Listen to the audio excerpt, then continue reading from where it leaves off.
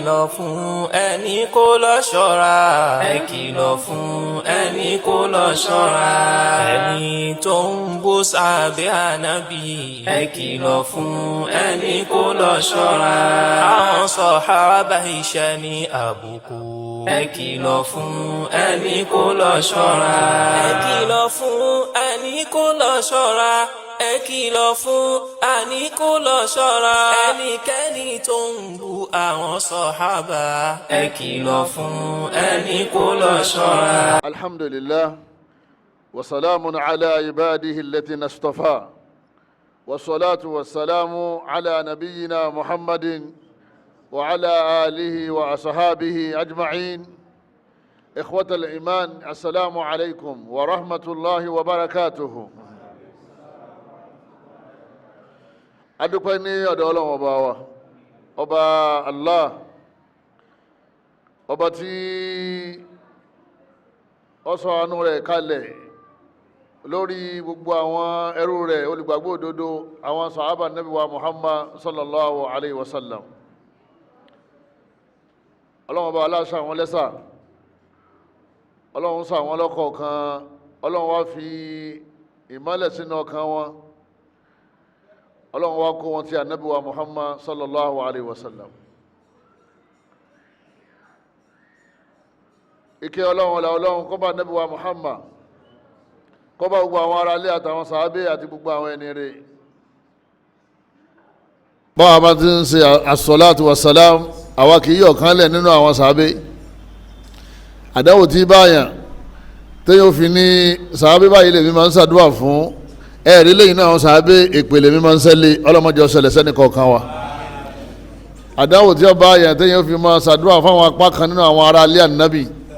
sallallahu alaihi wasallam, téèyàn máa ṣépè láwọn apá kan, kọ́lọ́mọdé ọbẹ̀ ní kọ̀ọ̀kan wa. ìkẹ́ Ọlọ́run ọlá Ọlọ́run kó bá gbogbo àwọn ará ilé lápapọ̀, kó sì bá gbogbo àwọn sàábé rẹ̀ lápapọ̀. ẹ̀yin bàbá wa, ẹ̀yin ìyá wa, eléyìí tá a fi ìdánilẹ́kọ̀ọ́ nírọ̀lẹ́ yìí, ọ̀rọ̀ kan tó pàtàkì nínú ìṣẹ̀mí wa ni. ó pàtàkì nínú ìṣẹ̀mí wa, ó sì pàtàkì nínú ẹ̀sìn wa. òun náà ni fadailu as-sahabati wa khuturatu at-ta'ani fihim aw wa khuturatu ta'ani ash-shi'ati fihim. àwọn ọlá tí ó wà fún àwọn sàhábé àti bí wọ́n ṣe tóbi tó nínú ẹ̀sìn wa, àtẹ̀wù tí ó wà ń bi kéèyàn máa yọ ẹnu sí àwọn sàhábé ànábì wa Muhammad, kéèyàn máa gbé wọn yílẹ̀, kéèyàn máa tàbùkù wọn, kéèyàn máa sọ̀rọ̀ wọn láì dáa, kéèyàn máa bú wọn, kéèyàn máa yọ láì fi lára wọn, kéèyàn máa dájọ́ láàrin àwọn tí wọ́n ní aáwọ̀ láàrin wọn, àwọn sàhábé tó ní aáwọ̀ láti bí ẹgbẹ̀rún ọdún sókè, kẹ́nìkan máa wá dájọ́ nísìn ipe lágbájá lọ́jẹ̀bi tàmọ̀dò lọ́jàre. ewu tó wà ń bẹ kéèyàn kórìíra àwọn sàábé, èyí tí àwọn ṣe àgbédání al-imamiyya al-ithna ashariya ar-rawafid. àwọn ṣíà tí wọ́n ń pè ní al-imamiyya, àwọn ẹgbẹ́ wọn ní rọ́fídọ̀, rọ́wáfíd.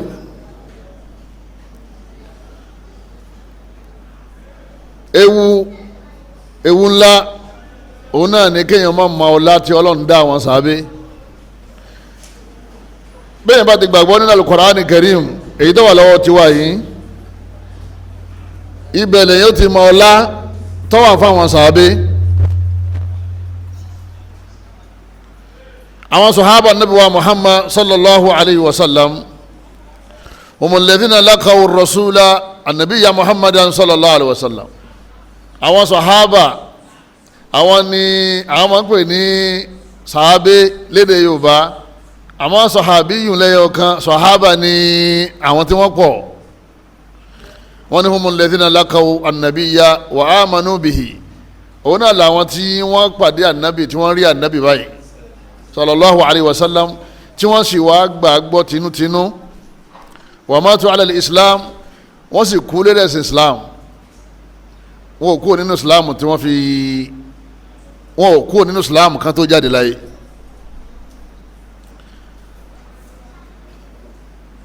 òǹkà wọn àwọn àlùfáà àwọn ọ̀panupọ̀ lérí òǹkà wọn. àwọn kan ní àwọn sàhábì ànábì nígbà wọn kà wọn lọ́kọ̀ọ̀kan ọbẹ̀ lérí olórí oko. Ta ni olórí oko jama? Abubakar as-Siddiq radiyallahu ta'ala anhu. mo ṣe sọ́ọ̀nì inú ti mọ bí àwọn ṣíà tó Ali. mọ́sọ̀rí burúkú o, ẹ̀mí wa fẹ́lẹ́ o, ẹ̀mí ò léegun o. tọ́ báyìí ti gbọ́gbọ́ kúgbọ́ lọ́dọ̀ àwọn ṣíà àbọ̀ kàkàkùkà lọ́dọ̀ wọn ìmánì rẹ lọ o. tọ́lá àwọn náà ní Kùránì tiwọn lọ́tọ̀ wọ́n sì ládìísì tiwọn lọ́tọ̀. táwo ní nínú ẹ̀sìn tiwa kò sí ní orílẹ̀-èdè wa àmọ́ wà lọ́wọ́ tiwọn. àwọn kan ní gbogbo àpapọ̀ wà táwọn ka ọyẹ 120,000 sahaba. wọ́n kí ni mo gbé jẹ́ mọ́ 120,000. àwọn kan ní 114,000 àtìkíní àtìkíní jama ṣe àwàdà ní àdàdé àwọn sàábé 114,000 àbí ká ní 120,000 òun nọ́mbà àwọn sàábé ànábì Muhammad wọ́n rí ànábì báyìí jama radiyallahu ta'ala anhum jami'a ọlọ́mọsá bá wa kẹ́ gbogbo wọn. Ash-Shi'atu al-Imamiyya ẹ̀wà ara àwọn ìjọ kan tí wọ́n pè ní Shi'a humu atiba'u Abdullah ibn Saba al-Yahudi. àwọn yẹn jẹ́ ọmọlẹ́yìn fún kèfèrí kan monafiki al-Haqid tí wọ́n korúkọ rẹ̀ ní Abdullah ibn Saba. eléyìí nínú àwọn tó kórìíra nabi ni ó sì kórìíra Islam ó wá kórìíra àwọn sàábé. arákùnrin tá a wí yìí wọ́n ní idda al-Islam òun náà wá pàpè mọ́ra pé òun náà fẹ́ di mùsùlùmí fi awakhir adi Uthman ibn Affan radiyallahu anhu ní ọwọ́ gbẹ̀yìn àsìkò àfàwà Uthman ibn Affan. Abdullah ibn Saba Yahudi kò gbérí lásìkò Abubakar kò gbérí lásìkò Umar bóun náà ṣe rí Umar sí nígbà tó wá di ọwọ́ gbẹ̀yìn khilafa Uthman ibn Affan radiyallahu ta'ala anhum ajma'in ní Abdullah ibn Saba yìí wá dìde pẹ̀lú ìmọ̀ràn àwọn yòókù rẹ̀ tí wọ́n jẹ́ Júù tí wọ́n jẹ́ Yahudi tí wọ́n jẹ́ káfíìr. wọ́n ní Abdullahi kó lọ lè gba Islam. Abdullah ibn Saba ó lè pàpè mọ́ra pé òun fẹ́ gba Islam ó sì fẹ́ da Islam rú ni. kìí ṣe pé wọ́n fẹ́ ṣẹ̀sìn Ọlọ́run wọ́n fẹ́ di ọ̀tá alé fún àwọn sàhábé tó kù àti gbogbo àwọn mùsùlùmí. Yorùbá wọn ní bọ́ta ìta tí ọba já ni ọ̀tá alé a máa ṣe kíni a máa já ni. waqada aqidatan munharifa àni Ali radiyallahu ta'ala ani ó wá bẹ̀rẹ̀ sí sọ fún àwọn tọ́jú àwọn èèyàn mùsùlùmí ipe Ali máa da púpọ̀ láàrin àwọn sàhábé. àwọn èèyàn wò pé gbogbo wọn náà lọ́dà. ó ní Ali ó ní ti Ali yàtọ̀. ó ní ẹ̀rí pé ẹbí ànábì lòun sallallahu alaihi wasallam lẹ́yìn náà àná ànábì ni òun ló fẹ́ Fatima ara alẹ́ ànábì ni. ó wá bẹ̀rẹ̀ sí í máa ya Ali lọ́tọ̀ láàrin àwọn àgbà sàábé mẹ́ta tó kù. àwọn èèyàn wá ní ọ̀rọ̀ tó sì ń sọ yẹn bẹ́ẹ̀ ni o ọlọ́mọdé àjòkó tó lórí ibú o. àwọn èèyàn ṣe àgbákò lára Abdullahi ibn Saba tawé o. ọ̀rọ̀ tó sọ yẹn ọ̀rọ̀ yẹn mọ̀ ní èmi náà sẹ́ wo Ali fínífíní ni mo rí pọ́jọ ànábì dáadáa. òun sì mọ wàhálà tó fẹ́ dálẹ̀ sínú Islam. wọ́n fẹ́ da ẹ̀sìn rú wọ́n fẹ́ gbé ẹ̀sìn míì wọlé wọ́n sì fẹ́ dá wàhálà alẹ́ láàrin àwọn sàbẹ àti láàrin àwọn mùsùlùmí títí táyé ìparẹ́ wàhálà wọn náà là ń rán lọ́wọ́lọ́wọ́ lẹ́kọ̀ọ́ lọ́wọ́lọ́wọ́ báyìí wàhálà tí wọ́n dálẹ̀ láti àìmọye ọdún. al-ummatu wahida ìjọ ànábì ojú kan ni wọ́n wà kò sí wàhálà. Al-Qur'ani wa ayọ̀ kan náà ni hadith ànábì èyí tó lálàáfíà léṣe àwọn àgbélẹ̀rọ ẹyọ kan náà ni bá a ṣe kírun bákan náà ni bá a ṣe ń ṣẹ̀sìn bákan náà ni. nígbà Abdullahi bin Saba ìtọ́ wọlé oyé ó ń sọ fáwọn èèyàn yìí pé Kùránì tí ó wà ní ọwọ́ wa yẹn àwọn àlífà Abubakar Umar Uthman wọ́n ti yọ nǹkan bẹ́ẹ̀ wọ́n gbà Nábì lọ́wọ́ àwọn ìtẹ́ni wọ́n yọ kẹ̀ ó ní wọ́n yọ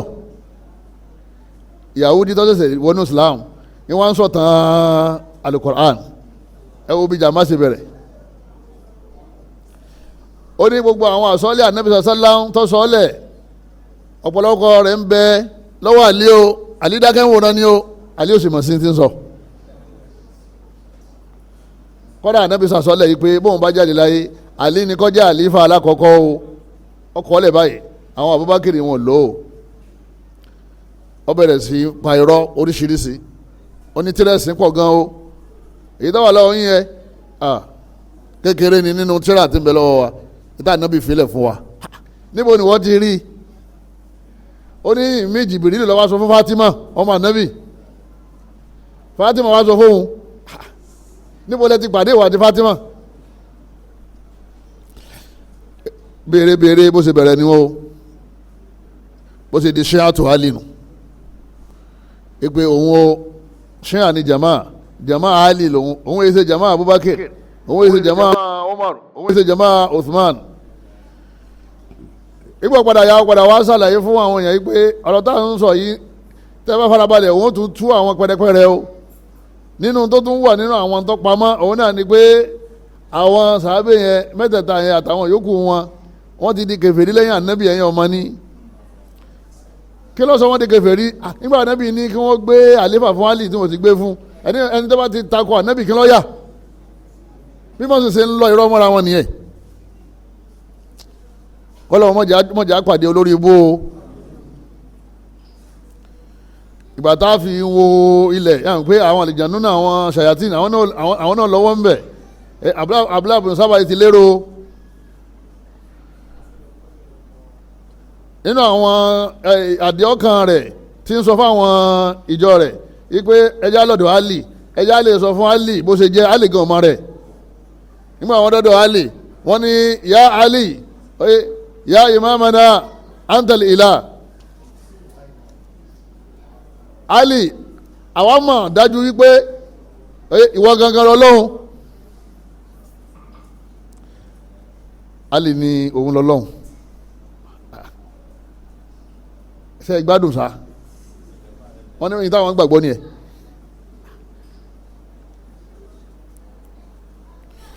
Àlì wa ń sọ àwọn èèyàn lára fún wọn pé òun àti Abubakar làwọn jọ wà o kò sí wàhálà o òun àti Umaru làwọn jọ wà o kò sí wàhálà òun àti Uthman làwọn jọ wà kò sí wàhálà o ọ̀daràn lélẹ́yìí o ẹ má wòran o ó ní àwa la fẹ́ bá yín ja ìjà àjàgbára àwa la fẹ́ gbà yín lẹ̀ lọ́wọ́ àwọn sàábé ẹ̀yin ará ilé Ànábì ìgbà Ànábì ṣe àsọ́lẹ̀ yìí pé tí Àlì bá ti jà lífà tán tálì bá ti kú Hasan ní kó jà lífà lẹ́yìn Hasan Hussein lẹ́yìn Hussein àwọn ọmọ Hussein ní ká máa jẹ àlífà tí wọ́n fi pé àlífà 12 ọlọ́wọ́ àánú àkọọ́lẹ̀ wọ́n làwọn sàábé fi pamọ́ ni nígbà wo l'Ànábì sọ nígbà wo l'Ànábì nìkan kọ́ ọwọ́ ta ni wọ́n tọ́jú ẹ̀ sí wọ́n l'Ànábì sọ ó ní àǹtẹ̀lé ni Yahudi ní sọ tó wà nínú ẹ̀sìn Islam nígbà ó dáadé kan ó sọ fún wọn yìí pé Àlì gan ni wọ́n rán Jìbìrìlù sí ọlá pé Àlì àti Ànábì jọra wọn ni wọ́n fi gbé Kùránì fún Ànábì ṣé mùsùlùmí ni yẹ jẹ mọ́ àgbò tí ẹ ti pálí lọ́lọ́run kí láti wọ́n tún sọ Kùránì ọ sàwọ́ gbogbo àwọn ọ̀rọ̀ yìí bí wọ́n ṣe bẹ̀rẹ̀ fìtínà nínú Islam nìyẹn o wọ́n ní àwọn sàábé wọ́n ní gbogbo wọn ní kèfèrí àbàwọn mẹ́ta Al-Miqdad wọ́n lọ́wọ́ sí mbẹ́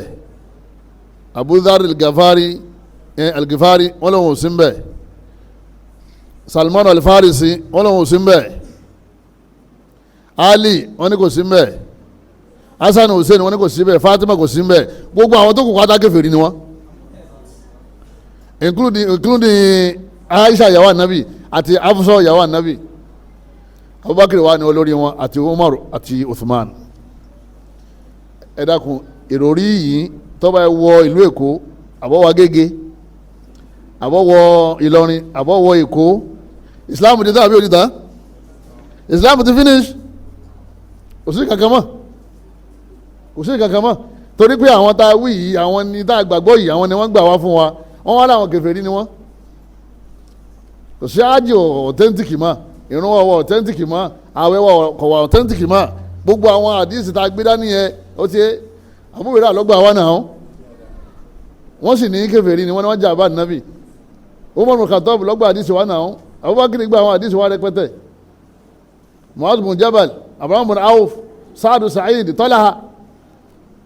Hamza gbogbo àwọn tó ń jagun sójú ọ̀nà ẹ̀sìn Islam láti gbọ́dọ̀ wòran àwọn ṣíyàn àti fẹ́ wọlé Yorùbá sábà kí wọ́n ti fèlì ní Zaria ní north Zakzaki àwọn tó ń pè ṣíyàn nìyẹn pẹ̀lú àwọn ọmọ wọn wọ́n ti finish àwọn ìjọba bẹ̀ wọ́n ti dá wọn lọ́wọ́ kọ́ nígbà tó bẹ̀rẹ̀ sí í ṣèjọba lábẹ́ ìjọba wọ́n wá ń wábi tí wọ́n fẹ́ wọ̀ nílẹ̀ Yorùbá wọ́n ń wábi wọ́n fẹ́ launch nílẹ̀ Yorùbá wọ́n fẹ́ launch ṣé àwọn tàṣáyọ̀ àwọn náà nílẹ̀ Yorùbá wọ́n bẹ̀ lọ́wọ́ bá kọ́ lọ́mọ fún wọn ṣe o a ní kankan tá a wá sí láyé lẹ́yìn Islam òní wọ́n fẹ́ dàrú yìí a ní kankan tá à ń mú lọ sọ́run tó ṣe é mú lọ sọ́run lẹ́yìn Islam àbí kí lèyìn mú lọ́run tó pàtàkì jù tá à ń mú lọ́run Islam ni a'udhu billahi minash shaitani rajim Ọlọ́run ní wala tamutunna illa wa antum muslimun Ọlọ́run ọba ní ẹ sáré pé kú sínú Islam Ọlọ́run ní kẹ́rin pé mú Islam dání tẹ́ ẹ bá ń bọ̀ wá Islam yẹn ni àwọn ṣíyàn fẹ́ bàjẹ́ yìí ẹ wá wà ẹ wo báwọn aráàlú bí wọ́n ṣe pọ̀ tó yẹn nínú ṣíyàn tí wọ́n ṣe pọ̀ tó nínú àwọn ṣíyàn yẹn ẹ wo wọ́n wà ní Iraki náà bẹ́ẹ̀ wọ́n wà ní Lebanon wọ́n wà káàkiri bí wọ́n ṣe wá pọ̀ tó yẹn jẹ̀mọ́ wọ́n kì í ṣe mùsùlùmí o ẹ̀sìn tí wọ́n ṣe yẹn abdulayi sábàyọ̀ tá Islam lọ dalẹ̀ òun mọ̀ pé tóun bá ti mójútó àwọn sàábé oyé tóun bá ti yẹ̀ wọ́n tóun bá ti já wọn bọ́ ẹ̀sìn ti ṣe kíni ẹ̀sìn ti jábọ̀.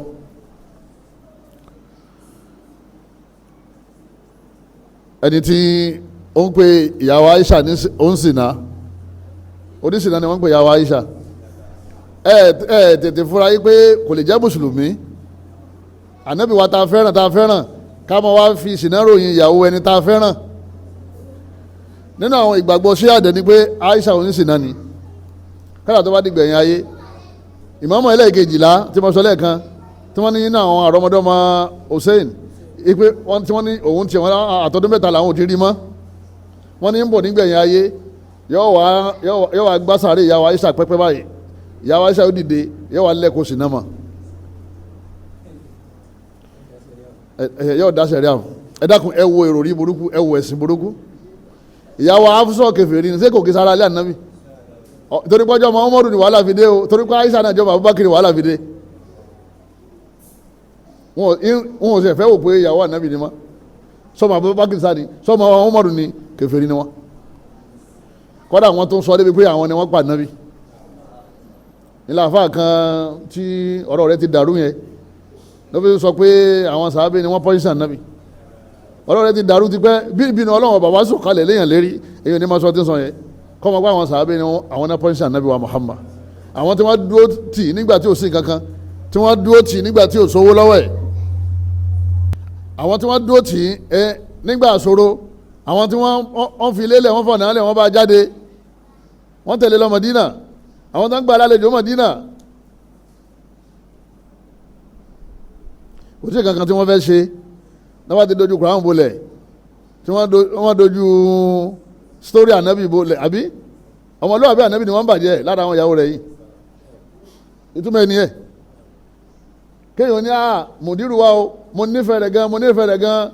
bó ṣe jẹ́ pé oníṣìnà ní ìyàwó ẹ̀ ṣé ọwọ́ ní ọpọlọ ẹ wá ní mùsùlùmí làwọn yẹn ẹ wá ní àṣíà mùsùlùmún nígbà tẹ́ kan ti lọ ẹ mọ́ ti lọ wọ́n ní àwọn ṣíà yẹn they are Muslims they are not Muslims táyìn bá ka tíra tẹ wọnú tíra wọn ni àlìkáfí ó wà ń bẹ biharul anwar wà ń bẹ tẹ bá ka tíra wọn ni ẹ mọ̀ pé àwọn pípù ìwọ̀n kìí ṣe muslim ẹ̀sìn wọn yẹn wọ́n gbé kalẹ̀ láti wá fi ti islam wò ni.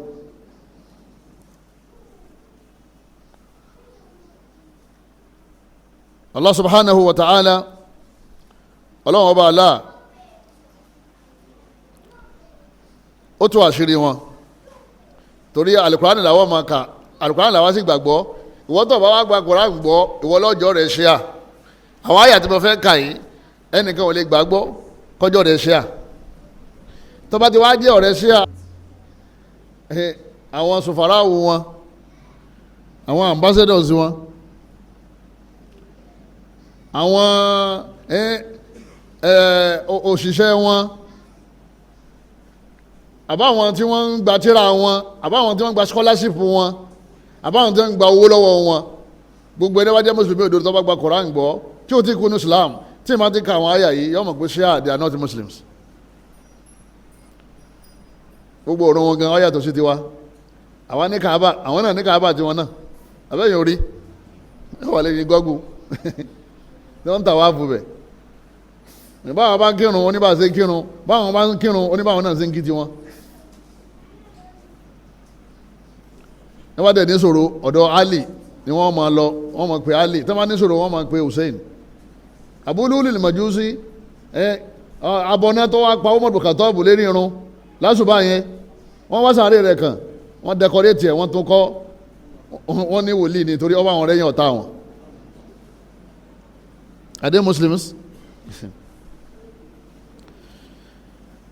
kébì ọkàn ká àyà bíi mélòó náà ni kí gbogbo akásẹ̀ máa lọ lè bọ́ lọ́hùn kọ́lọ̀ ọmọ jẹ́ àrí àgbákò tí ìran wa ẹbí wa tí ó fi gbẹ̀sìn kíni ẹ̀sìn àwọn ṣíà ọlọ́wọ́n ọba aláǹ sọ yìí pé báwọn ṣíà bá ń pè àwọn sàhábà ní kèfèrí mùmínì lọ́lọ́run pè wọ́n ní Kùránì làwa sì gbàgbọ́ àwọn ọgbà ìtàwọn ṣíà ń sọ àwọn òsè kíni àwọn ọgbà gbọ́ ọlọ́wọ́n bá ní walladhina amanu ọlọ́wọ́n bá ní àwọn tí wọ́n gbàgbọ́ wàhájárú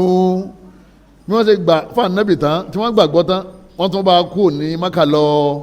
Madina wajahadu fi sabilillah wọ́n bá lọ jihad wọ́n bá jagun ẹ̀sìn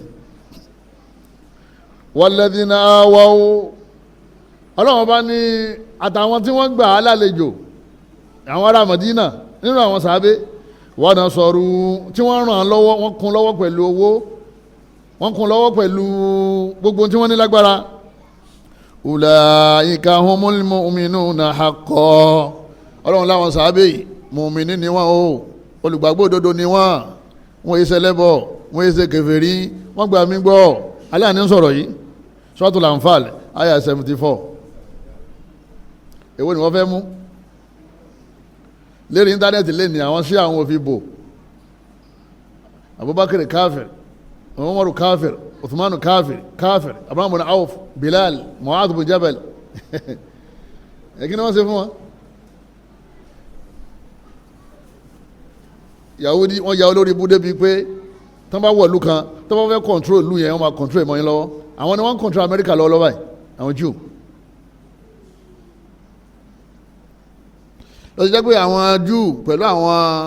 Shia ìpìlẹ̀ kan náà ni wọ́n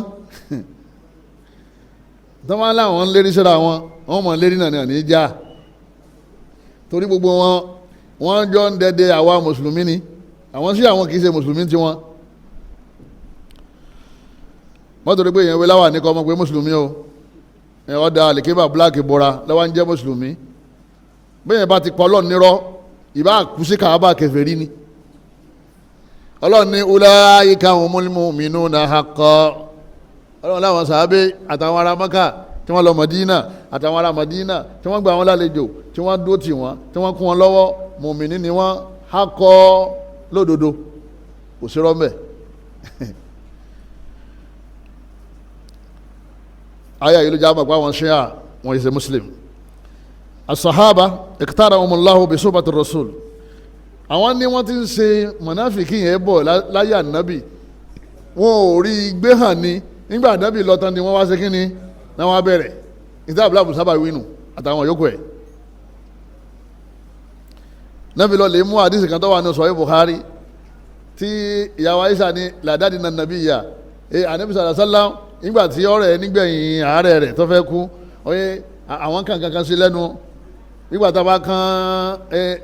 ewúro síyàn lẹ́nu lọ́dọ̀ wa ń bí ànábì ò sì nífẹ̀ẹ́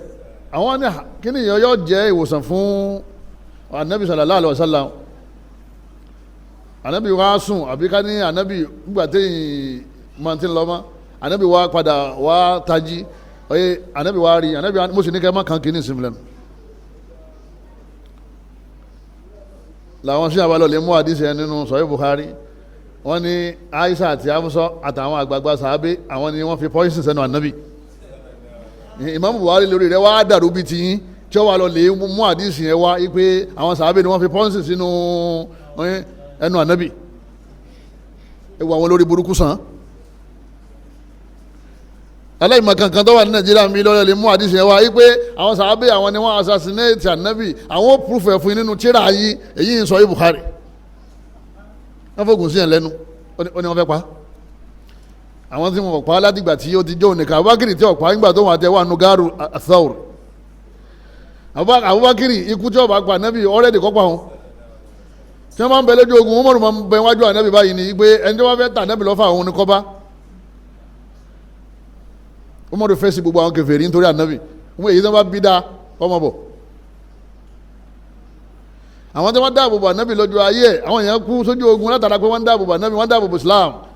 ẹ̀yin wọ́n sọ̀sọ̀ kú sọ fáwọn èèyàn ọlọ́wà ní Sahih Bukhari olódo aláìmọ̀kan hakid àwọn méjì gbèsè sí àyẹ àwọn wọn ní sọ fún yín wọ́n mọ̀ bá wọn ṣiṣẹ́ ní Iran wọ́n dẹ̀ mọ̀ gbowó burúkú wọ́n mọ̀ wá dá fìtínà alẹ́ nílẹ̀ Yorùbá òun náà lọ sọ pé obìnrin lè gba àwẹ̀ pẹ̀lú haidon joni èyí Mubarak yẹn tí wọ́n nìkan lọ wà láyé ni bí kéwọ̀ bá tó yẹn lọ lè kéwù sí òun fèrè ẹ̀sẹ̀ ọmọ kéwù lágége ẹjọ́ ń dẹ̀sẹ̀ Ọlọ́run wọ́n wá ń sọ pé nígbà tí ànábì tó kú gbára àwọn Abubakar Umar Usman bí wọ́n ṣe jàlífà ni wọ́n rán wọn ò bánújẹ́ lérí kú ànábì ẹni tí ń sọ yẹ kí ló fẹ́ ká mú bẹ́ẹ̀ ìtàn tó ń sọ yẹ kí ló fẹ́ mú bẹ́ẹ̀ kí ló fẹ́ ká rí bẹ́ẹ̀ orúkọ ló fẹ́ ká sọ àwọn sàábé tábùbákiri ọbànújẹ́ débi pé kò fẹ́ mọ̀nà ilé ànábì mọ̀ àbí nígbà tí nǹkan tí yẹn mọ̀ pé àti nǹkan kan rọ́ọ̀lù yẹn ni nǹkan lọ ni fi ànábì kú Umaru ní tádé kan bá sọ pé ànábì kú tí bá gbọ́ wọn bẹ̀rẹ̀ dànù nígbà wọn akáyà fún Umaru ní ànábì náà padà kú àwọn sàábé ní kò síjọ́ tí náà àwọn bàjẹ́ tó ìjọ́ tí ànábì kú lọ́dọ̀ àwọn nínú ayé àwọn sallallahu alayhi wa sallam ridwanullahi alayhim radiyallahu ta'ala anhu ọlọ́wọ́ bá aláà sọ fún wọn pé àwọn eléyìí ni wọ́n wà pẹ̀lú ànábì o fi da'wa wọ́n jọ bá àwọn kèfèrí jà ọlọ́wọ́ bá ní muhammadun rasulullah ọlọ́wọ́ bá ní ẹ̀rí muhammad sallallahu alayhi wa sallam òjíṣẹ́ ọlọ́run ní walladhina ma'ahu ashidda'un 'ala al-kuffar ọlọ́wọ́ bá ní àtàwọn tó wà pẹ̀lú ẹ̀ àwọn náà wà pẹ̀lú ẹ̀ àwọn sàbí ashidda'un 'ala al-kuffar wọ́n lè lérí àwọn kèfèrí ní ojú wọn padà Islam ruhama'un baynahum àmọ́ wọn ò lé láàrin ara wọn sàbí wọ́n máa ń ṣàánú ara wọn tí sàbí kan bá ní kankan lọ́wọ́ ó gbà pé ọmọ ìyá wọn ló ní ẹgbẹ́ tá ànábì dé Madina àwọn sàbí tí wọ́n ń fẹsẹ̀ rìn lọ Madina àwọn tí wọ́n kó Mọ́kà lọ Madina ẹ̀ẹ́dì báwọn ará Madina ti gbà wọ́n lálejò ni wọ́n gba ànábì lálejò wọ́n tún gba àwọn tó bá wá wọ́n tún gba àwọn lálejò táwọn sàbẹ̀ fi ń sọ fún àwọn ìyàwó pé ọ̀rẹ́ mi kan dé láti Maka ní kó wo èyí tó bá wù ú ní àwọn ìyàwó mi dàgbé ìjáàbò tí sọ̀kalẹ̀ ńgbà yẹn tó bá ti ní ìwọ ló wù ú wọ lọ́ọ̀lọ́ lè fẹ́ o mo yọ̀ǹda rẹ̀ ń kọ́ lẹ̀ ọ wà lọ́ lè fẹ́ torí ọmọ ìyá mi nínú ìmánì ni ìfẹ́ kí kọ́ máa dààmú sexually ìfẹ́ kọ́ máa dààmú lérí pé ó fẹ́ bímọ ó fẹ́ láya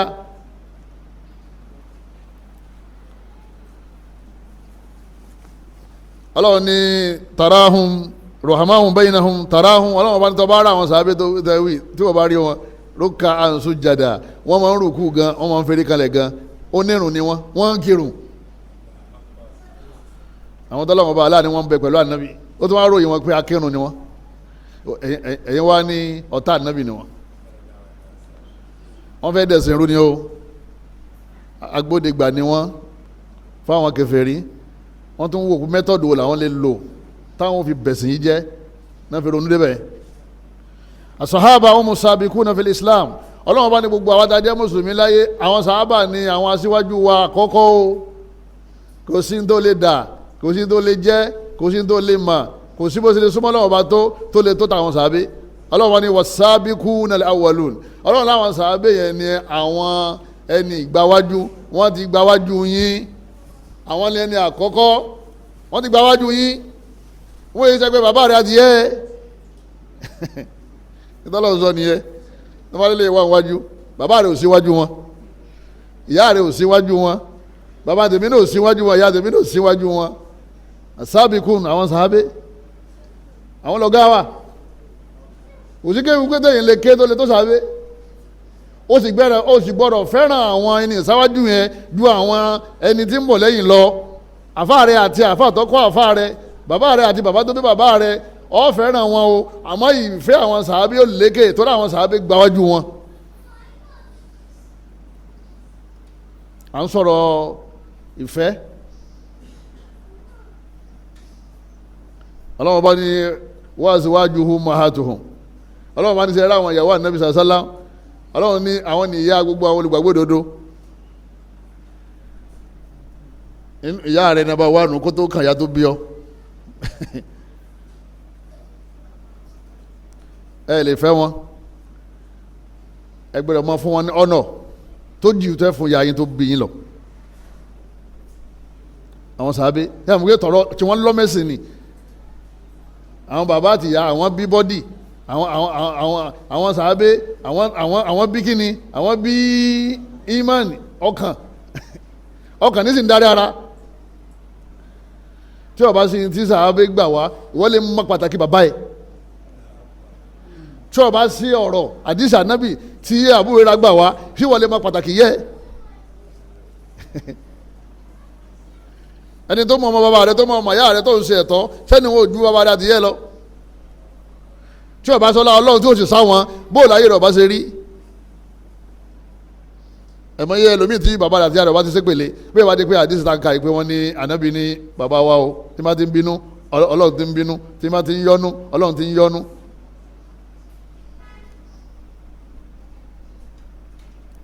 ọlọ́run bá ní àwọn tí mo ní wọ́n gba wájú yìí ń bẹ́ẹ̀ nu wọn tó jẹ́ muhajirun wọn kú láti Mákà lọ Madina wal ansar ń bẹ́ẹ̀ nu wọn tí wọ́n gba wọn lálejò tí wọ́n ràn wọ́n lọ́wọ́ Madina walladhina taba'uhum bi ihsan àtàwọn tó tẹ̀lé àwọn yẹn náà radiyallahu anhum wa radu anhu ọlọ́run ni mo ti yọ́nú sí gbogbo wọn àwọn náà yọ́nú sí tí mo fún wọn wa a'adda lahum jannat mo ti wá fi àlìjánà kalẹ̀ fún wọn tí wọ́n bá ti kú àlìjánà wọn wọ̀ wọ̀ bóòlù àwọn sàábé ṣe wá dọ́mọ náà lọ́dọ̀ àwọn ṣíà kèfèrí ni wọn kèfèrí ọlọ́run ní ọmọ àlìjánà ni wọn àwọn ọlọ́mọ ná tó bá fẹ́ gba ẹ̀sìn ṣíà ọlọ́run ní jíwọ́ gbà o tí wọ́n bá fẹ́ gba ẹ̀sìn ṣíà àwọn tí wọ́n gbà ó ní ashhadu anna ababakar wa umara wa uthman wa aishata wa hafsa finnar ó ní mo jẹ́rìí dónídénú lérí ẹ̀sìn tí mo fẹ́ gbà yìí pé abubakar umar usman àti hafsa àti aisha o iná ni wọ́n wọ̀ lọ́rùn ẹni ọba ti láyà kò lè gbẹ̀sìn yẹn ẹni ọba ya olórí ibú tí ò lẹ́gbẹ́ kò lè gbẹ̀sìn yẹn nítorí wí nìyẹn kó tó wọnú ṣíà ẹ wá ní ká máa wo àfa alágége ní ká máa wòran gbogbo àfa tí ń bẹ lórí ilẹ̀ ọlọ́run tá a bá dìde sọ́rọ̀ àwọn sàábé ìbínú ọlọ́run sì máa rọ̀jò lé wọn lérí wọ́n tó nímọ̀ tó lè sọ wọ́n tó láyà tó lè sọ̀rọ̀ àwọn kọ́ ọmọ bàbá wa ọmọ àfa wa ní kọ́ dẹ̀sẹ̀ rú fún wa wọ́n sì ń bá bọ̀ tipẹ́ àmì eléyìí ní agbára ìdí òfin lágbára ni pé ibi wọn lọ lè rọ́ọ̀lù yẹn ìpìlẹ̀ sin wa ni kò sí kankan tá a jẹ́ ní táwọn tọ̀hún fi ránṣẹ́ sí wa tí wọ́n gbà lọ́dọ̀ ànábì ńlá kàlá fi jẹ́ ń tá a jẹ́ yẹn bàbá wa ìyá wa àfa wa ẹnìkan bá ti mọ̀ wọ́n tí èyí bá jẹ́ torí ìsìlámù táwọn sàábé gbà wá ẹ ń jẹun ẹ̀sìn ẹ̀ ń lọ́sọ̀ gbà ẹ̀ ń kọ́lé gbà ẹ̀ ń ra mọ́tò gbà àwọn èèyàn ọ̀nà yín wọ́n pa yín lé torí Islam àwọn tó wá gbé Islam yẹn wá ẹ wá fẹ́ máa yẹ̀yẹ́ wọn haṣa kalla sẹ́nìkan tí ó wò yín ràn lérí ẹ̀ mọ́tò rí àfa rẹ̀ wọ̀ náà o wọ́n náà rí i pé ibi ó lè dì máa yẹ transformer ni wọ́n náà mọ̀ ọ̀kan lè sọ ni ibi èyí tí bàbá tó gbé dé yìí transformer lè dé yìí life wire ni òun gẹ́ mọ̀ wàláhì ń sàbòsí ni ọmọ pé life wire lè kọ́dà ẹni tí ń sọ ọmọ pé bàbá ní ṣé àtúntò ní ẹ̀ sínú gùlátù ṣe ọmọ pé ibi bàbá ń kọ́ ọ́bọ̀ yẹn ẹni kọ́ ọ́ bẹ̀bẹ̀ kó dé dáadáa àwọn sàbí bàbá tí ń bú sàbí ò tí ń bú ànábì alimadu aladi ni khalilihi ànábì ní ẹ̀sìn tí ọ̀rẹ́ bá ń ṣe iná lọ́rẹ́ rẹ̀ ó máa ṣe táwọn sàbí ọba ti da àjẹpọ̀ ànábì ọ̀dà lẹ́ ń sọ yẹ bàbá sẹ́kùn sẹ́mìn wọ́n tọ́ bá ti ń bú àwọn sàbí ò tí ń bú ọlọ́run fàdí yàtọ̀ bìlà ó ṣe àjẹpọ̀ àwọn èèyàn wọn yẹn lọ́lọ́run wá ṣàjọfà ànábì lérí ẹ̀sìn rẹ̀ nítorí sọ ni ẹ̀ táwọn àlùfáà wa abúláwò mọ̀sùlùmí kọ́ onígbàtí ọlọ́wọ́ bá aláà tí ó wo lamma nadhara Allahu ila qulubil khalaiq ó wo ní ọkàn gbogbo àwọn tó wà nílé ayé ipò tá lòun lè gbé ìsìlámù fún faktara qalba Muhammadin sallallahu alaihi wasallam ó wá rí pé ọkàn ànábì ló lè gbéṣẹ́ yẹn ànábì lọ́wọ́ fún ànábì lọ́wọ́ wá yàn wa lamma nadhara Allahu ila qulubil ibad nígbàtí ọlọ́run ọba tó wọ ọkàn àwọn èèyàn pé àwọn ọkàn wo ló dáa tí wọ́n lè bá ànábì ṣiṣẹ́ tí wọ́n fi ní àṣeyọrí dáadáa fàkítàdà kùlúbà sọ̀hábà ọlọ́run ọba ọwọ́ lọ lè gbé Abubakar dìde Khadija lọ́kọ́ gbé dìde rọ̀dí aláàníhà lẹ́yìn Abubakar tẹ̀lé Abubakar ló ṣe wá sí Usman ìgbé wá gbẹ̀ Islam ẹ̀sìn yìí dágbọ́ Usman ń wọ bẹ̀ báyìí Abraham bin Auf gbogbo àwọn àgbààgbà àwọn náà ń wọ bẹ̀ ni rọ̀dí aláàníhùn jẹ̀míà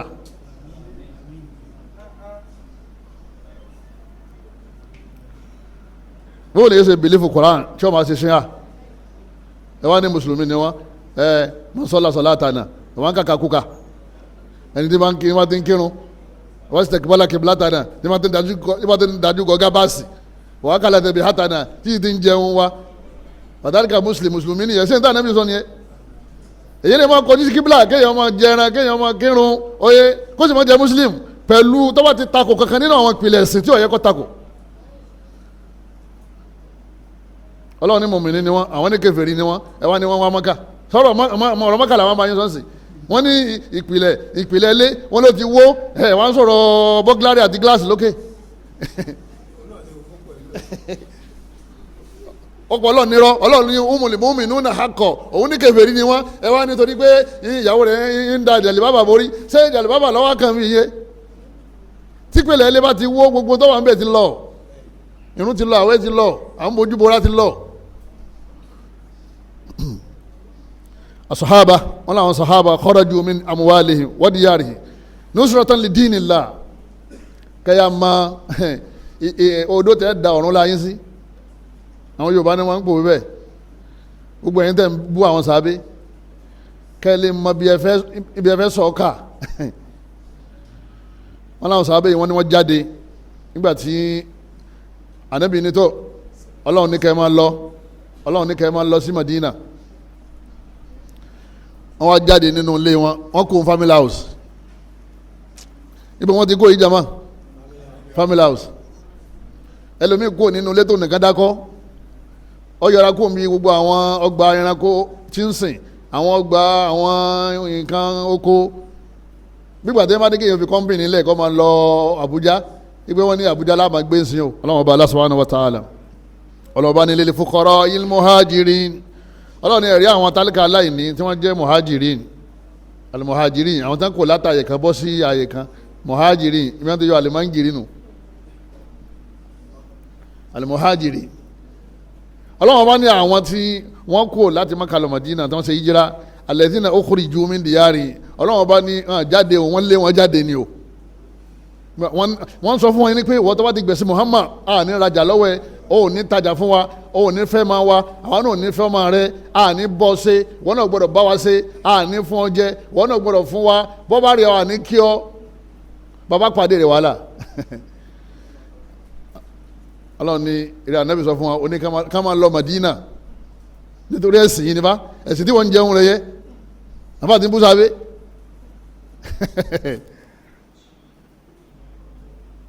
Kí ló bá dọ̀dọ̀ sábẹ́ náà dákun, kí ló jẹ yó? Òun ò bú sábẹ́, òun dọ̀tí wọn ni. Ẹ wá dákẹ́ ẹ wá ń wòran, gbogbo ẹ̀yin tí ẹ lágbára tí ẹ ní ìmọ̀ ẹ wá dákẹ́, ẹ sì retí ìyọ́nú Ọlọ́run. Ọmọ ya èyí tá a jẹ tẹsẹ̀ bọ̀ yìí jẹ̀ mọ́ àfi ká bá débi tí wọ́n la pẹ̀rẹ̀, àfi tí wọ́n bá padà lókun. Àwa gan afi ẹ̀mí wa lẹ̀ fáwọn sàábé, torí táwọn sàábé bá ti lọ ẹ̀sìn Ọlọ́run ti lọ. Tí làwọn lè fẹ́ ká ṣe tẹ̀ ní kápá àwọn sàábé lọ́gbà wa, ó yẹ kàdísì kan mọ́sálásí tí ò ní jẹ́ pé sàábé kan ní wọ́n lọ́gbà wa. Nígbà sàábé bá ti lọ ẹ̀sìn ti lọ nìyẹn. Ọlọ́run bá ní alladhina ukhriju min diyarihim,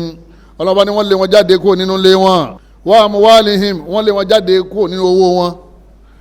Sọ ti gbọ́ yẹn yé, wọ́n mú jáde kúrò nínú owó, ọwọ́ lọ lè dẹni tí ń sùn ní mọ́sálásí Madina. Àwọn àṣàbù sùfà tí wọ́n ń sùn mọ́sálásí Madina, ọ̀pọ̀lọpọ̀ wọn olówó ni wọ́n ní Mákà o,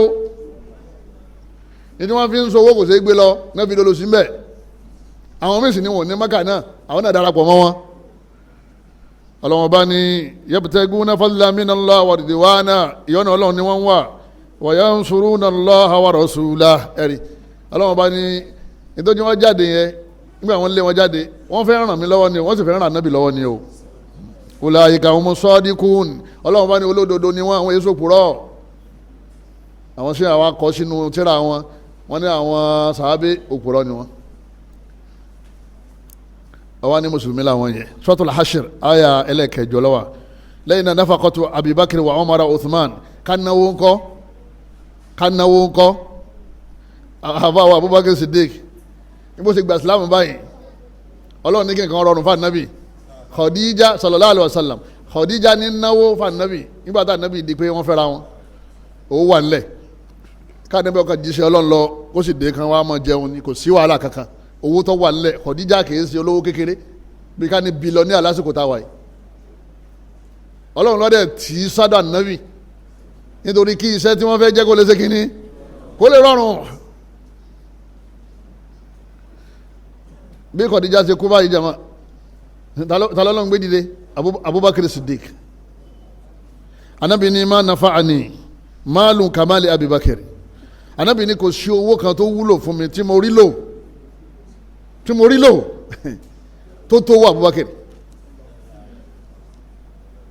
wọ́n máa ní arówó lò ọ̀rọ̀ ńlá ni. Ànábì ní owó tí mo rí lò tó wúlò fún mi lórí ẹ̀sìn, kò sí owó tó tó wọ Abubakar mbẹ. Abubakar yẹn oye làwọn ṣíyà táwọn fẹ́ sọ ajá wọn lórúkọ Abubakar wọn pè la'natullah alaykum. Táwọn fẹ́ sọ ajá wọn lórúkọ Abubakar wọn sọ. Táwọn ní ẹlẹ́dẹ̀ tí wọ́n ń sìn táwọn fẹ́ sọ lórúkọ Umaru wọn sọ. Táwọn ní kadakẹ́. Ẹ̀sìn tó fẹ́ gbé wọlé nìyẹn.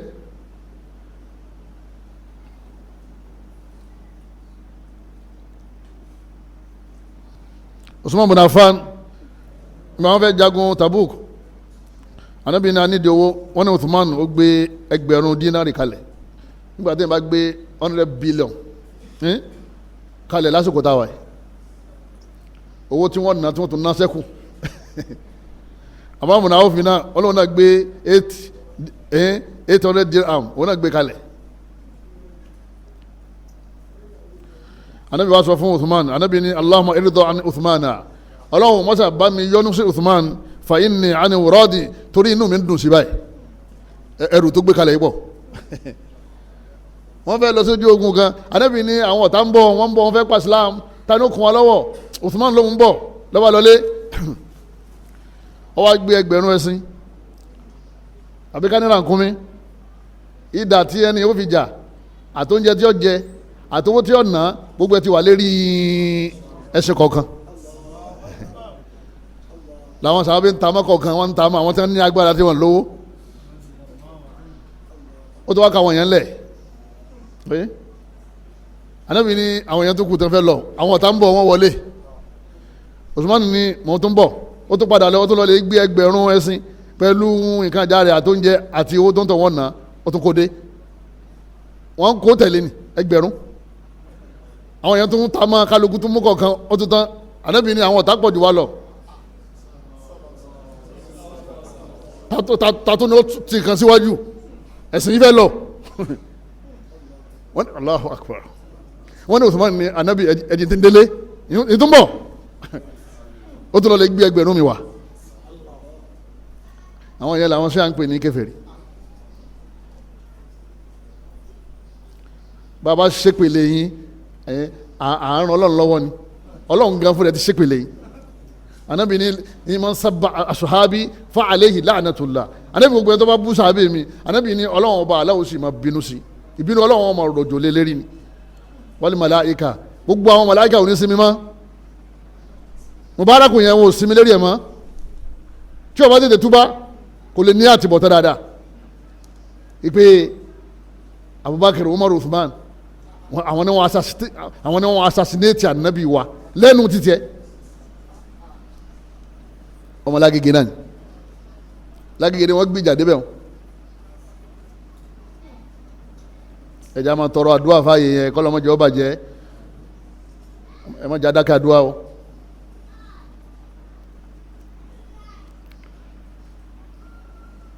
Abu bin Auf òun náà náwó ìyàwó Aisha ó dìde ṣe àdúrà fún Abu bin Auf ó ní wọ Abu bin Auf wọ́n lò já sọ́fà lẹ́yìn Ànábì ìyàwó mẹ́sàn-án Ànábì fi kalẹ̀ Abu bin Auf ọ̀ràn sẹlẹ̀ fún sí àwọn ìyàwó Ànábì ó ní kí gbogbo wọn ká máa yọ̀ ká máa dunnú kalẹ̀ lẹ́yìn kan ká máa sin Ọlọ́run gbogbo ohun tí wọ́n máa jẹ gbogbo ohun tí wọ́n máa mu gbogbo ohun tí wọ́n máa wọ̀ gbogbo ohun tí wọ́n máa ilé tí wọ́n máa gbé gbogbo ohun tí wọ́n máa ná ó wà ní orí òun Abraham bin Auf títí tẹ̀mí wọn fi bọ́ owó sì ń bẹ lọ́wọ́ Abraham bin Auf ẹni tó kú tán tí àwọn ìyàwó rẹ̀ tí wọ́n gba 4 million dirham àwọn ìyàwó rẹ̀ mẹ́rin ẹni kọ̀ọ̀kan gba 4 million dirham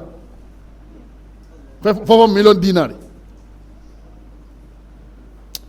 1000 la ní Usmanu filẹ̀ lẹ́ẹ̀kan ta ní Ànábì ṣe kí ni Ànábì ní Ọlọ́run bá ń yọ́nú sí èmi náà ń yọ́nú sí ọ̀ya wọ́n á ní ìyàwó rẹ̀ wọ́n jogún 4 million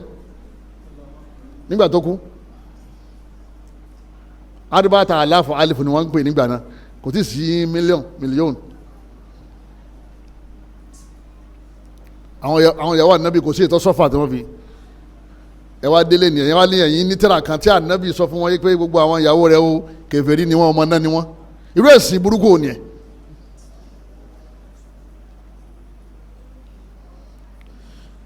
wọ́n ní tówó yẹn tó wá mọ níwọ̀nba àwọn sàábé fi ọkàn wọn lẹ̀ ẹ̀mí wọ́n fi ilẹ̀ torí kí Islam lè má bàa kú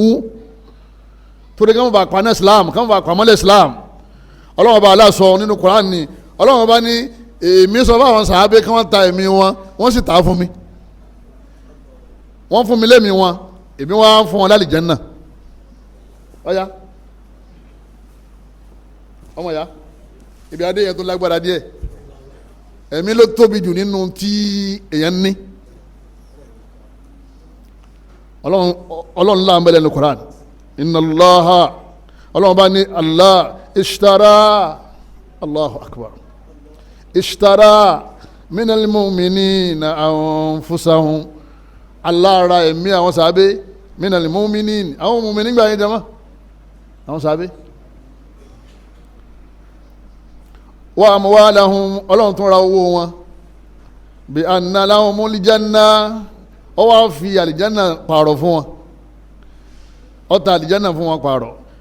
yuqatiluna fi sabilillah wọn a máa jagun tógun bá dé wọn a máa jagun wọ́n sì ń defend Islam náà máa ń defend Ànábì fayaqtulun àwọn náà wọ́n pa àwọn kèfèrí rẹpẹtẹ wa yuqtalun ọlọ́run ni wọ́n panú àwọn náà rẹpẹtẹ o ọlọ́run ní fayaqtulun àwọn tí wọn ò bá paná Islam owó àwọn sàbẹ̀ bá wọn ọlọ́run ní àmọ́ wa yuqtalun ọlọ́run ní wọ́n pa nínú wọn náà o Allahu akbar radiyallahu ta'ala anhum wa yaqtulun ọlọ́run ní wọ́n pa nínú wọn àwọn sàbẹ̀ fẹ̀mí wọn lẹ̀ ọlọ́run bá ní wa'dan alayhi haqqan ọlọ́run bá ní àdéhùn ni pé àlìjánnà yẹn wọ́n máa wọ bẹ̀ haqqan ó ti dàdéhùn àwọn tó lọ́wọ́ ti sàdéhùn fún ká nẹ́bí tó kú bóun ni wọ́n ṣe àdọ́mọ náà lẹ́yìn nẹ́bí tí sèyàn bá kú òní rùkú tó bá dìde táwọn ọmọ ní sami Allahu liman hamidahu yẹn yóò dìde bá yọ máa ní Allahumma salli ala Muhammad wa ali Muhammad tahirin tayyibin Allahumma il'ani Abubakar wa Uthman wa Umar wa Uthman Allahumma bá ṣẹ́bílẹ̀ Abubakar bá ṣẹ́bílẹ̀ Umar bá ṣẹ́bílẹ̀ Uthman lẹ́yìn rùkú nínú òrùn sírun Islam ni ẹ àbí irun tí wọ́n hun ẹ wá ní ṣíà díà Muslims wọ́n máa sọ̀sọ́ kú sọ mọ́ báyà kò lè ra àwọn tíra wọn ó wà lórí íńtánẹ́ẹ̀tì ó lè download ẹ̀ tíra àwọn wà lọ́dọ̀ wọn àwọn náà ti kó sáyé àmọ́ àwọn èèyàn gbà á Suratu At-Tawba aya 111 ọlọ́wọ́n bá aláàfin sọ pé àwọn sàábẹ̀ ta ẹ̀mí wọn ẹ̀mí ọlọ́run náà fún wọn láti jẹ́ náà parọ́ ìwọ wa ń jẹun ìsìláàmù ń bẹ̀rù ọ̀fẹ́ sínú AC wọn làwọn bàbá ń bọ̀ ń rọ́lẹ̀ wọ́n ń bọ̀ ọ́ lásán wọ́n ń bọ̀ ọ́ mọ́tò àwọn èèyàn ń bọ̀ ọ́ nílé ẹlòmíì ájì mẹ́wàá lọ́wọ́ nílé ẹlòmíì múra bí ọgbọ̀n ìtọ́wá wù ní ọ lọ àwọn èèyàn ń fún torí pé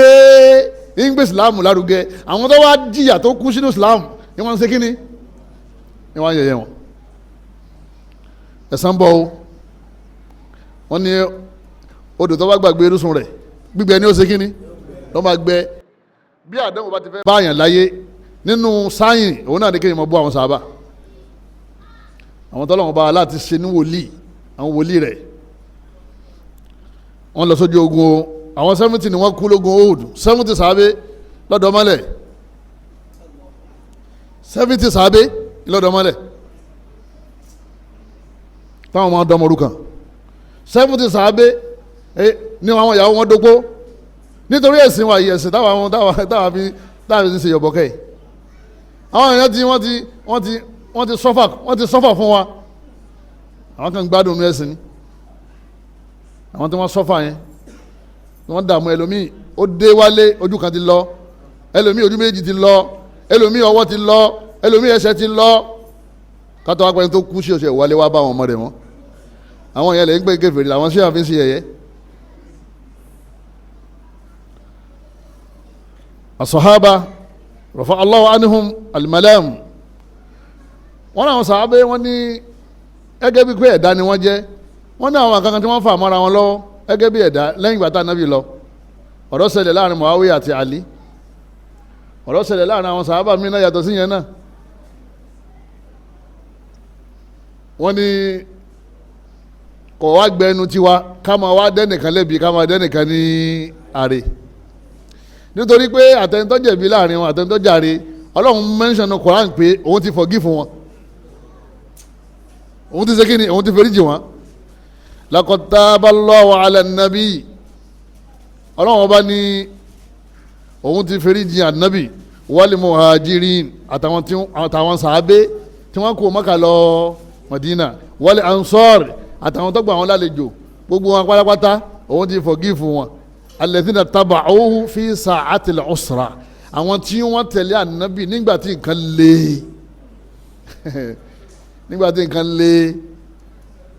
nígbà táwọn ará Mákà bẹ̀rẹ̀ wàhálà pẹ̀lú wọn àwọn sàábé òdo jẹjẹ mọ́ awọ tí wọ́n fi ń jòkólẹ̀ awọ bí rọ́ọ̀gì léèyàn lápẹ́ wọ́n wá ń jù sínú wọ́n wá lọ lè yan lérí iná wọ́n wá jù sínú omi nígbà wá rọ̀ tán wọ́n wá ń jẹ nípọ̀ mọ́ wọ́n láwọn sàábé kan ń jẹwé lọ́kàn jáde láàárọ̀ lọ́kàn mọ́ jẹwé tó bá ti rí Ọlọ́run ní àwọn èèyàn mo ti foríjì wọn torí wọ́n tẹ̀lé ànábì nígbà tí nǹkan nira nígbà tí nǹkan rọ̀ lẹ́yìn dé nígbà tí nǹkan rọ̀ lẹ́yìn dé àwọn bàbá wa àwọn bàbá yín nígbà tí nǹkan rọ̀ ni wọ́n ṣe kíni ni wọ́n dé ẹnìkan ò sì mọ̀ wọ́n o ẹ̀sìn yìí náà ló jẹ́ káwọn èèyàn mọ̀ wọ́n gbogbo ń tẹ́ kó jọ pátá ìdí ẹ̀sìn yìí náà ni o ẹ wá ń bú àwọn tí wọ́n lọ ẹ̀sìn pẹ̀lú ogún wọn àti pẹ̀lú ẹ̀jẹ̀ wọn àti pẹ̀lú ẹ̀mí wọn bàbá kan bá dákẹ́ tí ó bá a.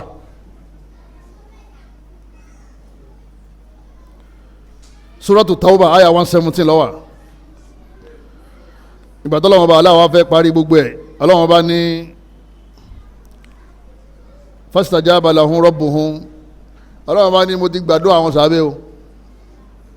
fastajaba lahum rabbuhum Ọlọ́run Ọba ní gbogbo àdúrà tí wọ́n ṣe mo ti gba gbogbo ẹ̀ anni Ọlọ́run Bá ní òun náà ní pé èmi Ọlọ́run la udi'u amala amilin minkum fastajaba lahum rabbuhum Ọlọ́run ní mo ti gbàdúrà wọn anni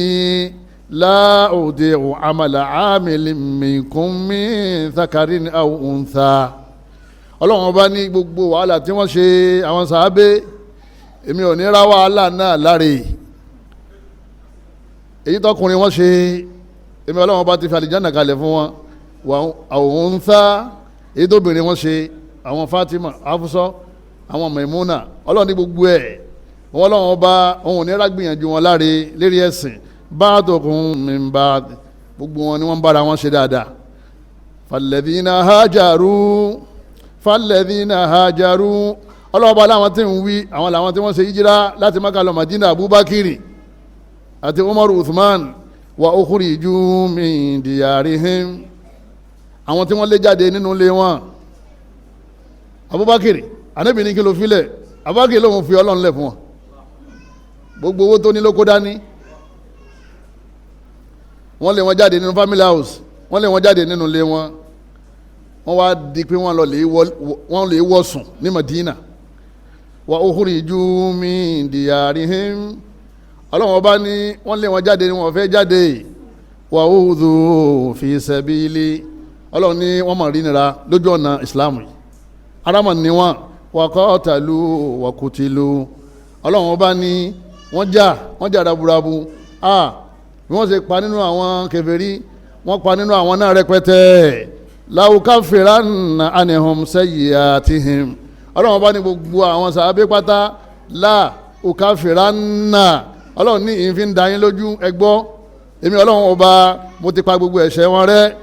wala udkhilannahum jannatin tajri min tahti al-anhar Ọlọ́run ní wala udkhilannahum ẹgbọ́ ó di dandan fún mi Ọlọ́run mo sọ́dọ̀ ọ̀rọ̀ àyàn la udkhilannahum mo gbọ́dọ̀ fi wọ́n sínú àlìjánà tí àwọn akérèmọdé ń sìn lábẹ́ rẹ̀ thawaban min indillah Ọlọ́run Ọba ní eléyìí lẹ̀san látọ̀dọ̀ Ọlọ́run Ọba wọn wallahu indahu husnul thawab Ọlọ́run ní kò sẹ́ni tó ní ládàá lọ́dọ̀ tó ní ẹ̀san lọ́dọ̀ tó tó wọn Ọlọ́run Suratu Al-Imran aya 195 abala gẹ́gẹ́ ẹ̀ka stop ẹ̀ ẹ̀wọ́rọ̀ mi sọ gbogbo ẹ̀yin tẹ́ ń bú sáábé gbogbo olùtọ́wáwù kẹwàá ẹ̀wà nǹkan mi ṣe o torí àwọn tọ́lọ́run lòun ti sọ pé wọ́n wà lí Jánnà ọ̀rọ̀ tí wọ́n ti dájú Ọlọ́run dẹ̀ ti lérí lórí ẹ̀ Ọlọ́run ti kọ̀nfàmù àlìjánà tí wọ́n èyí ti kọ̀nfàmù àlìjánà tí ẹni tí wọ́n ti kọ̀nfàmù àlìjánà tiẹ̀ yín wá ń yọ ẹnu sí ẹni tí wọ́n ti kọ̀nfàmù àlìjánà tiẹ̀ ẹ dákun torí tọ́lọ́run Ọba wa ẹ já sọ tíra ká o gbogbo ohun tí yìí bá lérí nẹ́ẹ̀tì kéèyàn máa ń ká o tíra lílé yìí sìn hakíkọ́tù àṣìà bàbá fẹ́ mọ àwọn náà pè ń ṣíà àwọn náà ní wàhálì yóò mìkún taqarrubuhum ma'a ahli sunna ìjẹ́ àwọn àtàjẹ́ ahli sunna àtàjẹ́ mùsùlùmí táyì ṣe ṣíà ìjẹ́ alẹ́ sepọ̀ àbáyẹn wá bẹ̀rẹ̀ sí kó àwọn tíra wọn wá àwọn tíra àwọn àtàwọn ọkọ̀ òkọ̀ tí wọ́n kọ síbẹ̀ wọ́n á rí i pé ó contradict ara wọn èyàn ò lè bìlífù tíra ṣíà kó bìlífù Quran Karim táwa gbé dání kò lè lọ papọ̀ Taalif Muhammad Bayumi ẹni wá fẹ́ lọ lè rà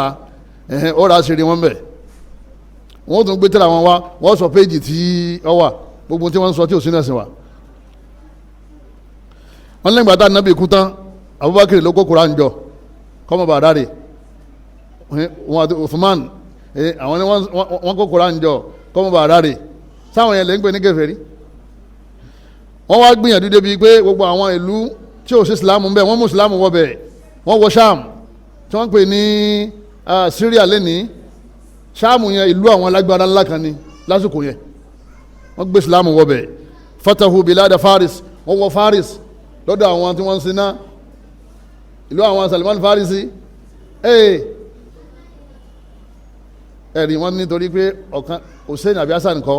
wọ́n ní ìyá títí ẹ̀ ìlú Farisi ló ti wá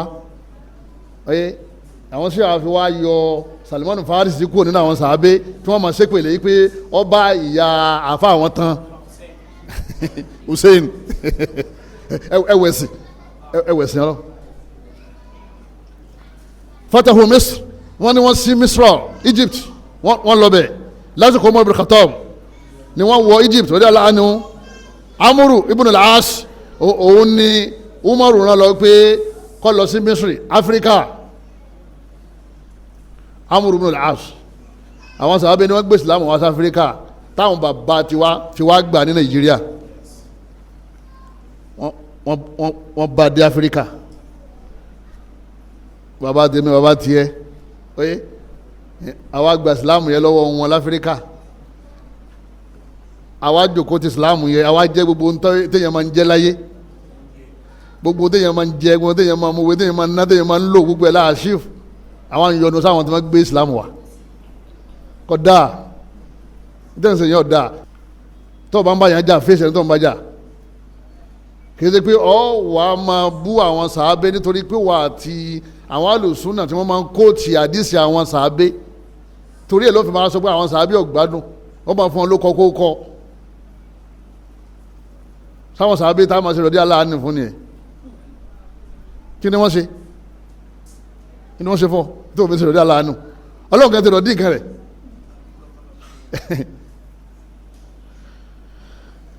ẹ máa ya níparí ọ̀rọ̀ mi òun náà ni pé khuturatu sabbi sahaba ewu tó wà bí kéèyàn máa bú sàábé alákọ̀ọ́kọ́ al-mal'un huwa man sabba sahaba gbogbo ẹni tí ọlọ́run ọba aláàbá ti fẹ́ bínú sínú ayé ẹ̀ tó wá ń bí nínú àwọn nǹkan tí ó máa ṣe inú ayé ẹ̀ òun ni pé yóò máa bú àwọn sàábé anabi ni man sabba sahabi fa alayhi la'natullah wal malaika wan nas ajma'in anabi ni tó bá bú kan náà àwọn sàábé mi anabi ni ìbínú ọlọ́run ọba máa rọ̀jò lé lérí àwọn màláíkà àwọn máa ṣépele Jìbìrìlù ti ń ṣépè lẹ́yìn o Míkáílù ti ń ṣépè Ísírafílù ti ń ṣépè àtàwọn màláíkà tá à mú orúkọ wọn Malakul Mauti gan ń ṣépè lẹ́yìn wọn ń retí jọ́ tí ó mú yín pé ìtawà mélòó ni kọ́lọ̀ ń jẹ́ síkíní kọ́lọ̀ ń jẹ́ túbá ibi àwọn ti bá dọ́dọ̀ àwọn sàábé yẹ ibo lókùn tí wọ́n ń bọ̀ ọ̀dọ̀ Ànábì wa Muhammad sallallahu alaihi wasallam ìmọ̀ wọn bọ̀ gángan nìyẹn wọ́n bá tú tíra yẹn tú tán wọ́n padà tú kàn nábì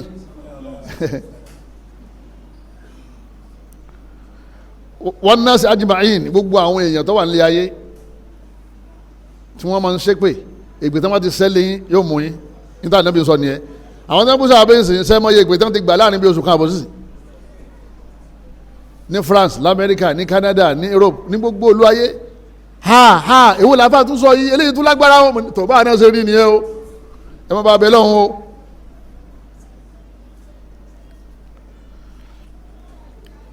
hadith da kai ọ wà ní Sahih Bukhari wa Muslim authentic hadith ṣé ó yẹ kọ́ lóun bínú sí lóòótọ́ ẹni tó fẹ́ bá àwọn ọ̀rẹ́ Ọlọ́run jà tó fẹ́ máa yọnu sáwọn ọ̀rẹ́ Ọlọ́run fẹ́mọ̀ gbogbo wòlíì tó wà nílé ayé oye kò sẹ́nìkan tó yà wòlíì tó Abubakar Umar Uthman àwọn làkọ́kọ́ as-sabiquna al-awwalun Ọlọ́run ló sọ bẹ́ẹ̀ Ọlọ́run níwájú ni wọ́n wà aláàdá ni mo ní àádáálí wàlíyà gbogbo ẹni tí máa ń bá wòlíì mi sọ̀tà faqad aadantuhu bil harb Ọlọ́run bá ní èmi fúnra mi níbà jagun ogun ọmọ jà wọ́n kọ́lọ́mọ bá aláà kọ́mọ́sà bá jí wọ́n túbá o kọ́lọ́mọ jà wà náà jọyìn àwọn tó ń bọ́ àwọn sàábé wọ́n ní gbogbo ẹni tí wọ́n ti ń bú sàábé káfíìrì ni o ẹni tọ́lọ̀ ń yìn ìwọ́n ń ṣe kíni ìwọ́n ń bu o ti kó ní Islam mọ́ wulẹ̀ kírun mọ́ sábò sàhábà ìmọ̀ bú sàábé nígbà téèyàn ń bú Ọlọ́run náà ni nígbà téèyàn ń bú àwọn òjíṣẹ́ Ọlọ́run torí Ọlọ́run ọba aláàyìn wọn nínú Quran ìwọ wa ń bú wọn àwọn fọlọ́run sí ìyẹn nìyẹn náà ẹni wọn bú sàábé ń bú ànábì ni torí àwọn ni ọ̀rẹ́ ànábì ẹni bá ti bọ́ rẹ̀ ni ẹ ti ń ta pàṣẹ ni wọ́n ní ara alẹ́ ànábì làwọn ń jà fún mo ní ṣé èdè pé ọ̀rẹ́ yìí tí ìbá ti pé ọ̀rẹ́ yìí láàrin ọpọlọ Aisha ṣe kò kí sára alẹ́ ànábì tẹ́ fi ń pa Aisha káfíìrì àbúsọ kí kò kí sára alẹ́ ànábì ṣé ìyàwó ẹni kò sínú ara alẹ́ ẹni Abubakar táwa wí yìí àná lọ́jọ́ fún ànábì sallallahu alaihi wasallam àná lọ́jọ́ fún ànábì olólùfẹ́ ànábì ni ẹsìn lẹ́ẹ̀bù ànábì ẹsìn bó olólùfẹ́ rẹ̀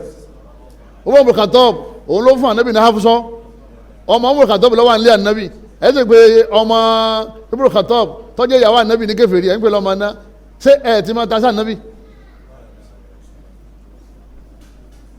Uthman ànábì fún ní Zainab ànábì fún ní Umm Kulthum nígbà kan kú ànábì tó fún ní mi wọn lànà bìnrin láwùká náà ti ń dáná thalitha tọ́ba yìí jẹ́ pé abátún ní ọmọ obìnrin tó tún dàgbà níta lè fún ọ ní lásán wajinaka ya Uthman abátún fi fún ọ Uthman tòtítọ́ kan wá pé ọ̀kan lọ ọ̀kan kú kádàrá tí wọ́n nìyẹn ànábì náà tún fún ọ lọ́mọ obìnrin mi ó tún jẹ́ ànáfà ànábì ẹni tí máa ń bá àná ẹni ṣọ̀tá ta ní bá ṣọ̀tá jẹ̀mọ́ ìyàwó rẹ ẹni tí ń bá ìyàwó rẹ ṣọ̀tá ta ní bá ṣọ̀tá ìwọ ṣé a ò lè gbalẹ̀ yìí ṣẹ kò síbi tẹ́ fẹ́ wọ̀ àfi kẹ́ padà sí ran jẹ́jẹ́ Sóhàbá wọ́n ní kéèyàn máa bínú wọn wọ́n ní èèyàn máa bínú gbogbo ìgbà wá tán gbà wá bókútó mọ̀rìwọ̀ wíyá ti hin ní islamiyya gbogbo tí wọ́n gbà wá nínú àyà Quran tafsir Quran anabi sọ báyìí àwọn àmì ẹgbàá anabi ń tú àyà báyìí anabi sọ báyìí gbàtà lọ sójú ogun gbàtà travel anabi sọ báyìí wọ́n ní ìbá ti ń bínú àwọn sàbẹ̀ yẹn máa bínú mọ̀rìwíyá ti àwọn tí wọ́n gbà wá tó jẹ́ sìn wa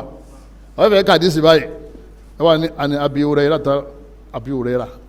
àwọn kàdísì lè yàwó gbàgbọ́ àni Umar ibn Khattab radiyallahu anhu anna nabiyya sallallahu alaihi wasallam innamal a'malu binniyat no àdísì yẹn wà lálàáfíà àwọn ọmọdé wọn lọ gbà wá Uthman wọn ní ló ní